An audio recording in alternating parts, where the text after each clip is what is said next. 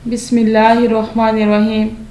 Baghdad के बाज़ार में एक हलवाई सुबह सुबह अपनी दुकान सजा रहा था कि एक फ़कीर आ निकला।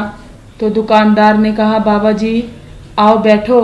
फ़कीर बैठ गया तो हलवाई ने गरम गरम दूध फ़कीर को पेश किया। फ़कीर ने दूध पीकर अल्लाह ताला का शुक्र अदा किया और इस हलवाई को कहा कि भाई तेरा शुक्रिया, और ये कहकर फ़कीर चल पड़ा। बाज़ार में एक फ़ाहिशा औरत अपने दोस्त के साथ सीढ़ियों पर बैठकर मौसम के मज़े ले रही थी। हल्की हल्की बूंदाबांदी हो रही थी। बाज़ार में कीचड़ था। फ़कीर अपनी मौज में बाज़ार से गुज़र रहा था कि फ़कीर के चलने से एक छींटा उड़ा और फ़ाहिशा औरत के लिबास पर गिर गया। जब ये मंज़र फ़ाहिशा औरत के दोस्त ने देखा तो उसे बहुत गुस्सा आया।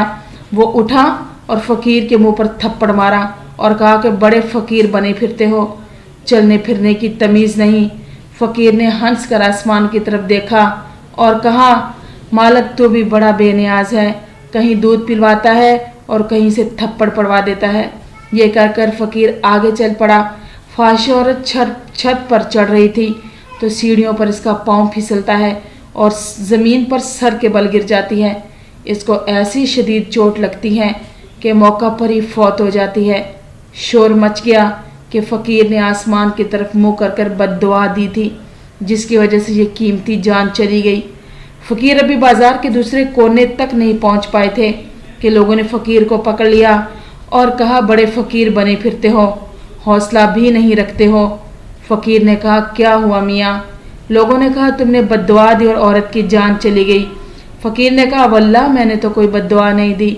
लोगों ने ज़िद की और कहा कि नहीं, तेरी बद्दुआ का किया धरा है। जब लोगों ने ज़िद की तो फ़कीर ने कहा, असल बात पूछते हो तो मैंने कोई बद्दुआ नहीं की, ये यारों की लड़ाई है।